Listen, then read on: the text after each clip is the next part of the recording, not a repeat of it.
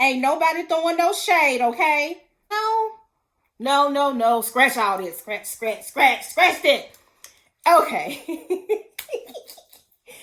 This video is not to throw shade. I already put that disclaimer in there, but what else? I'll just repeat it again.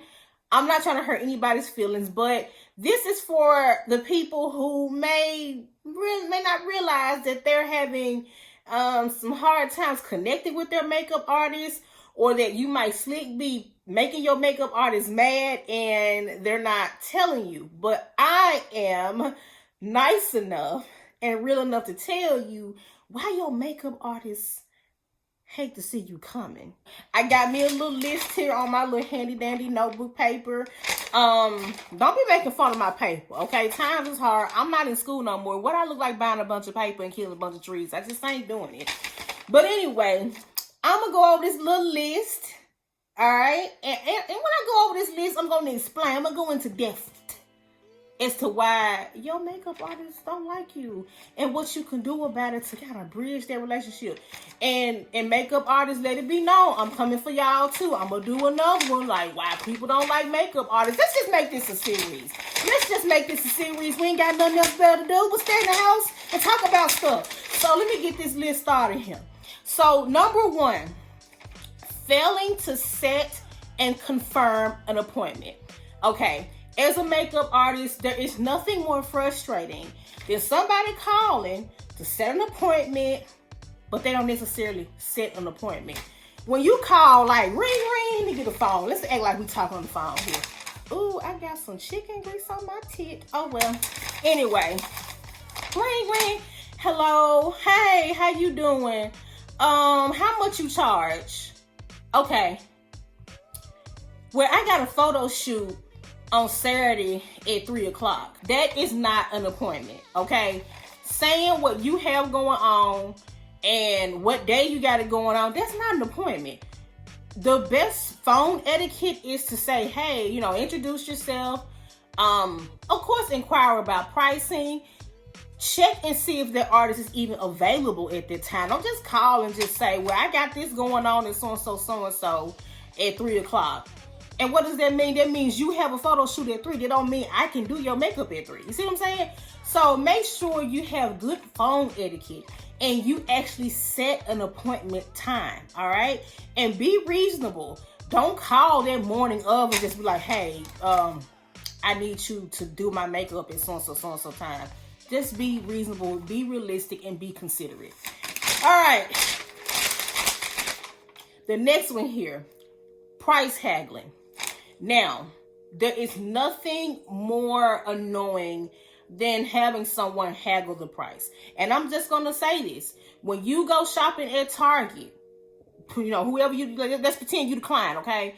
Dear client, when you go shopping at Target and you ring up $8 worth of groceries, you don't go back and forth with the people at Target and say, hey, I have $40. What can y'all do for $40? Or I got $50. I want $80 worth of groceries for $50. And especially if you ain't got no coupon, girl, you're not using your Circle Club rewards. Anyway, I digress. But anyway, you see what I'm saying?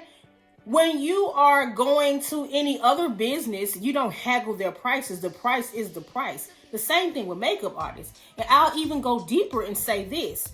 A makeup artist is self-employed. They are a sole proprietor, an individual contractor. So more than likely, they don't have insurance benefits. They don't have retirement funds set aside. Like, they are strictly commissioned. So I think it's very unfair and borderline disrespectful to haggle their price. Now, if they offer you a discount, that's totally fine. Now, of course, everybody does like to save a little money here and there.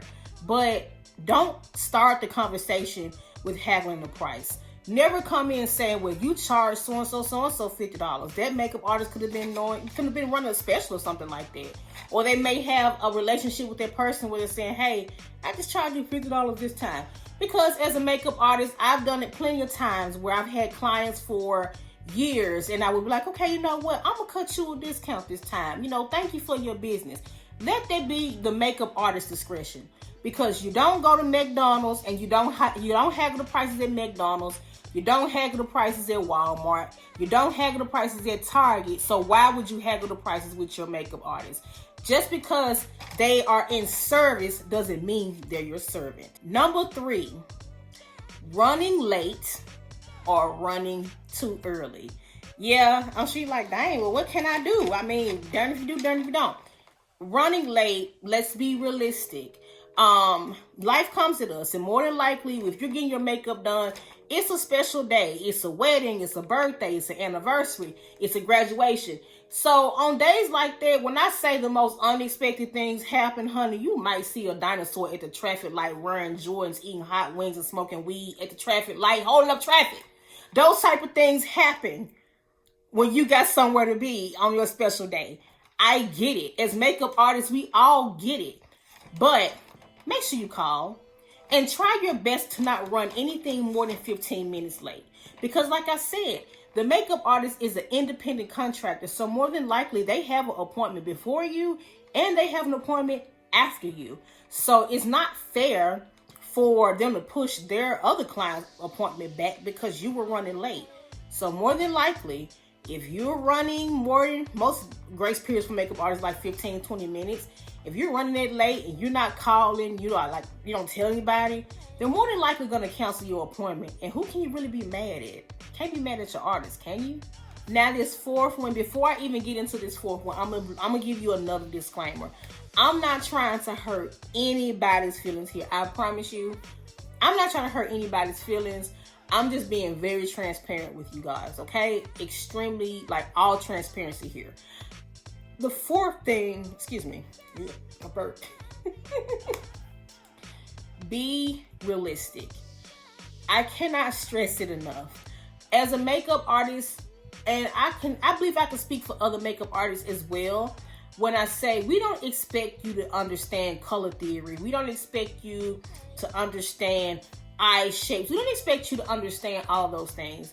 However, I don't think it's a far-fetched for us to expect you to be realistic, okay?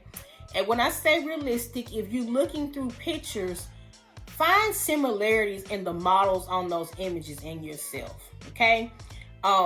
If you have a very tight eye, find a model or find an image that has someone with a tight eye.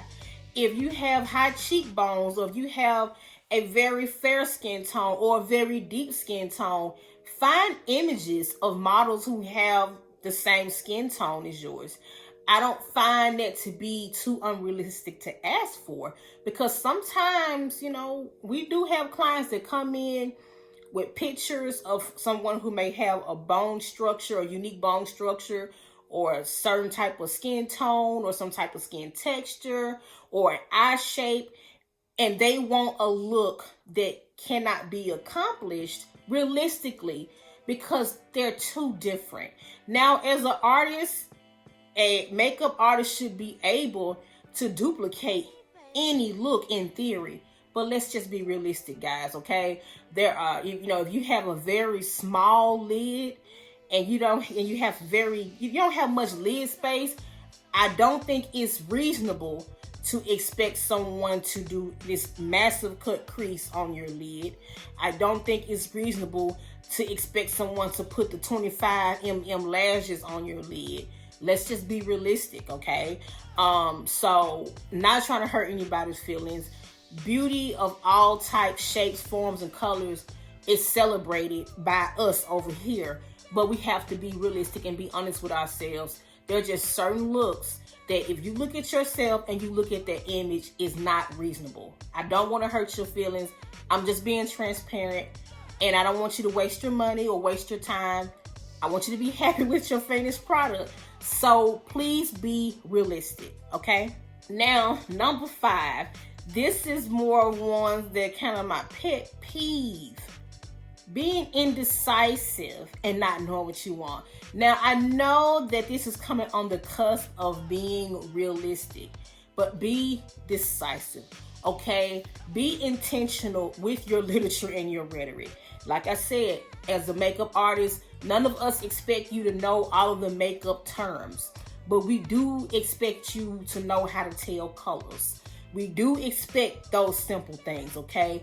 And I'm also break this down to you all. There's a difference between natural and neutral, okay? I don't know if anybody told y'all that, but I'm here to tell y'all today. There's a difference between natural and neutral. Natural can be green. The color green is natural, okay? Anything that occurs in nature can be considered a natural color. Blue can be considered a natural color. It really can, okay?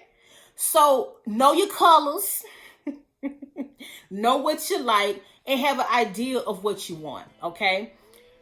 When someone says, okay, I want a natural look, I'm going to put an image up here on the screen of what people give me when they say, I want a natural look. And as a makeup artist and as a client, there's going to be a disconnect. Because like I said, I don't expect you to know exactly what everything is in the makeup world and what makeup and color theory is. But ladies and gentlemen, this is not a natural look. This is a glam look. It may be more soft glam, but this is a glam look, okay? This is a glam look and it's using neutral colors, okay? Your neutral colors are going to be like your browns and your blacks and your grays. Those are going to be more neutral colors. But when you say natural finish, that's a finish like skin. You know, it looks like you have nothing on. So you want to be careful when you say natural makeup and natural colors, because those are not the same thing, okay? Natural colors are anything that could occur in nature. Blues, greens, browns. Those things can occur naturally in nature. There's a green tree in my front yard right now, okay? So neutral colors, like I said, your grays, your browns, your neutral colors, all right? And neutral colors can be interchangeable with some natural colors. There are neutral colors that do occur in nature, okay? There are like certain finishes. There's the satin finish. There's like your natural glow. There's your matte finish, blah, blah, blah. But now let's get into the makeup technicalities. Let me be fair. But yes, know what you want, okay? And I'm going to help you, okay? So when you call your artist to set up an appointment, just use the terms, I like neutral colors, okay? I like browns. I like golds. I like, soft coppers. I like neutral colors. Because sometimes there's a disconnect. Because in the makeup world, we're artists. We think like artists. Y'all think like clients. And sometimes, being in the game long enough, you can think like a client. And sometimes there's this disconnect. Like it just is. Every field has its language, okay? Just like a makeup artist, they have their language. Real estate have their language. Medicine, they have their language. Everybody has their own, well, not so much as language, but their jargon in their code, okay? So just makeup jargon and makeup code here. Know your colors. I can't stress it enough. I can't stress it enough. So yeah, be decisive. Know what you want. All right. Send some pictures. Pictures are perfectly fine. Pictures are perfectly fine. We can't read your mind. And especially if you are a new client and you're dealing with a new artist, the more guidance and the more direction that you have as a client, the better off that interaction is going to be between you and your artist, because you can't just expect somebody to read your mind, okay? But if you have a hard time explaining the type of looks that you like, or you don't speak that language, which is perfectly fine, pictures are definitely the way to go. But like I said in my previous bullet point, make sure that those images are realistic and also attainable, okay? Just be realistic. It don't do me no good, to come up here with Kim Kardashian's look. Could I make some modifications to make it look like my skin tone and all this stuff? I can do all that. But I don't have Kim Kardashian's bone structure. Shit, I don't have Kim Kardashian's money. Okay? So, yeah. Let me get my list. I done got a little long-winded because I get carried away on that one. Y'all won't understand this one. But my fellow artists, they understand this one. Number 6. Do not, I repeat, do not show up to your makeup appointment with makeup on. Don't do that. Don't do that. And if you do that, please expect to be charged extra for it. I don't know if other people do it. That's their business. Some makeup artists may not have, they may not be a big deal to most makeup artists. But I'm willing to bet you, if your makeup artist has multiple appointments back to back to back, it pisses them off to show up in a full face of makeup. Do not do that. It ain't about, you got somebody else. No, it ain't about that. It's about your makeup artist time. That means they have to take the time to either wipe your face off, or you have to wipe your face off while you in that chair. That's time and money that's being wasted. In theory, it's being wasted. Please do not show up to get your makeup done with your makeup on. And I ain't trying to be rude, but I'm that makeup artist will probably say to you, what you need your makeup done for? You got some makeup on. That's just me. But other artists are not like me. Thank God. But don't do that. Please do not do that. Okay? Number 7. This can kind of slide off of number 6. Poor skin care, poor skin prep, and not knowing your skin type. I'm going to put all of it into one thing. All right? When I say poor skin care, not washing your face is poor skin care. There's a difference between, you may be using the wrong type of products and you don't know any better. We can get around that. But coming to your makeup artist and you got days worth of, I hate to say this is gross, caked up eye boogers, you got saliva around your mouth, like, we can tell that you're not washing your face, okay? And I know that's number 7 in a way, number 6 in a way, but I'm gonna go deeper. There is no way you're taking care of your skin and you're not cleansing your face. Okay? Don't argue with me on this.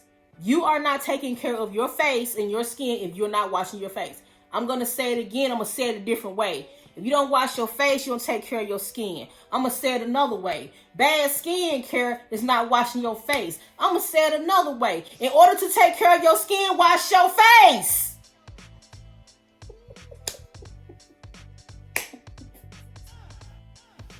I'm going to get so many dislikes on this video. I'm just being real. Your skin is the largest organ on your body, okay? That is that front line barrier. If you don't take care of your skin, you can't protect your organs within, okay? So skin care is way deeper than we may realize it, all right? So please make sure you are just exercising proper skin care. Make sure you're moisturizing. Whether you're oily, dry, combination, sensitive, aging, it doesn't matter. Find a moisturizer that works well with your skin type, okay? It doesn't have to be expensive, y'all. It does not have to be expensive. You can find like drugstore products. They are revolutionary now. You can find a good moisturizer at the drugstore. You can find it anywhere. Just find one somewhere. Make sure you're moisturizing your skin. Make sure you're properly cleansing your skin. Because, and I'm going to say this in the nicest way. When you are not taking care of your skin and you're allowing, because breakouts, they're going to happen. That's just, we don't have control of it all the time. But things you can control with this poor facial hygiene, you are a legal liability, okay? I'm not trying to be harsh. I'm being so serious.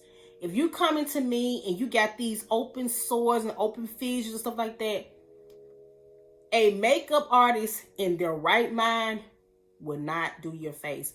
And I know this may sound harsh, but just think about the legal ramifications. Yes, we have to clean our brushes. We have to sterilize our tools. But there is a heightened chance of spreading a skin pathogen or bacteria, or, especially with COVID, we have to be even more careful, y'all. I cannot stress this enough. Wash your damn face. Like, it's disgusting. It's disgusting. It's lazy. Wash your face. Moisturize your face. If you don't do anything else, you may not be into the eye creams and the extra skin prep. They are beneficial. I recommend it. But at the same time, do the bare minimums. Wash and moisturize your face. And also, know your skin type. Okay? I'm not expecting y'all to be rocket scientists here, but you need to know your skin type. And it's not that difficult to have an idea. This is not something you necessarily have to go to the dermatologist for. But it does help your makeup artist pick the right types of products to use on you. Not all makeup is created the same. There are some makeup products that are for oily skin. There's some that's for dry skin. There's some that's for aging skin. So the more information you give your makeup artist, the better, okay? It helps to know if you have oily skin or dry skin. It makes a difference. Because if you come to a makeup artist and you say, well, I don't know what type of skin I got. I think it's dry. It feels dry right now. That's because you ain't moisturized. But that's just anyway. I don't use a moisturizer. And my face feel dry. Maybe because you ain't moisturizing. But let's just say your makeup artist, she don't know no better. She just, decide to, okay, she thinks your face is dry. You say your face is dry. And she use a primer that's formulated for dry skin. She use a foundation that's formulated for dry skin. She sets your face with powders and a setting spray that's formulated for dry skin. But you're really oily, right? Don't get mad.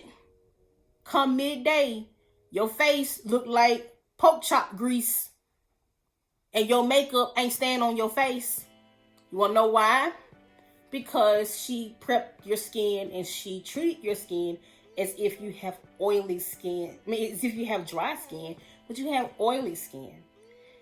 And do you think that maybe if you had been more real, I'm not gonna say more realistic, but more transparent with her, or maybe even understood what type of skin you have, she would have been better able to serve you. You know what I mean?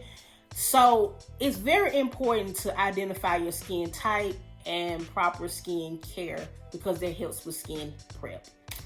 All right, that number 7 was long. Number 8, I'm not trying to hurt anybody's feelings. I promise you I'm not. This goes for both artists and clients. Bad breath. It happens to all of us. We got allergies, we're stressed out, we're hungry. And a lot of times you come to your makeup artist, you probably stressed out because you got this event you got to be in like 2 hours, and you got 5 hours worth of shit you got to do before you get to this event. It's all types of things. Or you probably skipped a meal you didn't eat because you didn't want to miss your makeup appointment. I get it. It happens. But just a simple courtesy for both makeup artists and clients. Just keep a little piece of gum, or some mint. So, spray the roof of your mouth with Listerine. I don't care what you do. But bad breath, that's very offensive. Because think about it, you like right here sometimes with your makeup artist. Don't nobody want to smell your onion soup. And don't nobody want to smell them shit nuggets that you had. Don't nobody want to do any of those things, okay? That goes for both clients and artists. Keep a piece of gum, just kind of tame the dragon. You know what I'm saying? Yeah. Number 9. Talking on your phone in constant movement. It's annoying. It slows your artist down. It makes your artist mad. It stresses your artist out. It stresses you out. And I'll say this happens the most with my bridal clients in particular, mainly bridal. You may have a bridesmaid, you may not.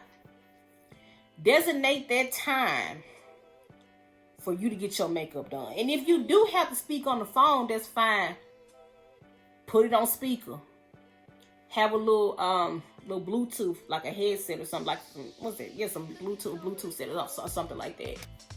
Being on your phone, look at how much space that is limiting. And even though you can switch, I mean, I get that you can switch, but it's still slowing down your artist and it's still taking up space. It really is.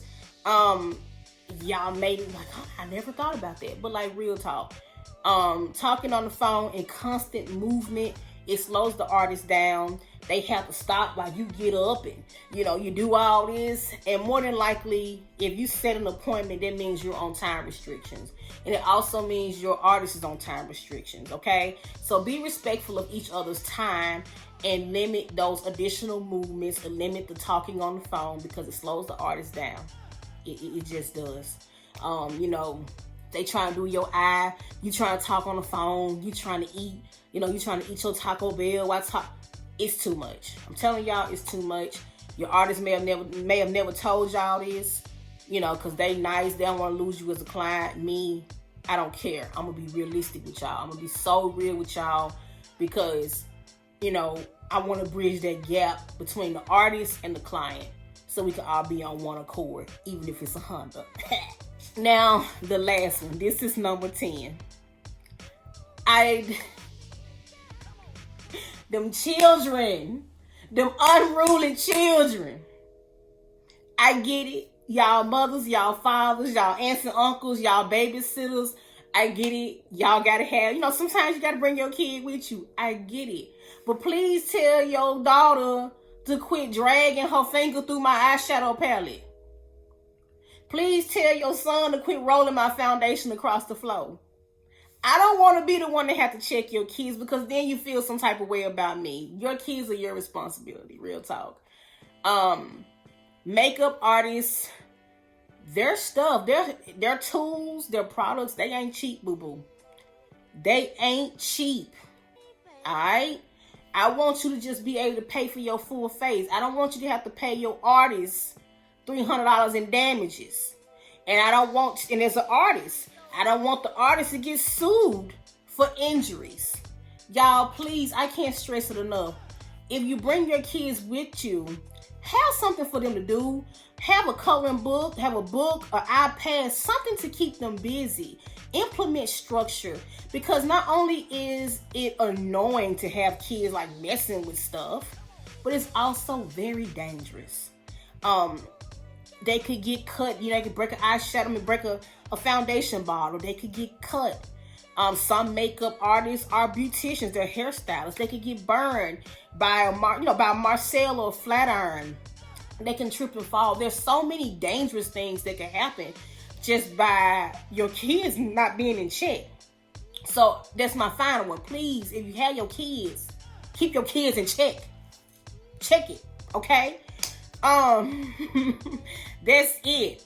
I know this probably turned out to be a rant. I don't want it to be a rant, but I have to be realistic with y'all, because I love y'all. I love my artists and I love my clients. I love all of y'all. And I want y'all to have like the best interaction. And as a makeup artist and a client, I want y'all to build a long-term relationship, okay? So anywho, y'all let me know which tip y'all found to be helpful. Let me know if I missed anything, because I don't know everything. These are just things that I've experienced. So if there's anything that I can add to the next one, if y'all would like to see a part 2 of why your makeup artist hates you, please let me know. I had fun doing this and I would love to do another one. If you haven't done so yet, please like, subscribe, and join the family. It means the world to me. Now, if you watch this video and you watch many of my other videos and you hit dislike and you ain't subscribing, you ugly. You ugly as Anywho, love you, boo sugars. Bye.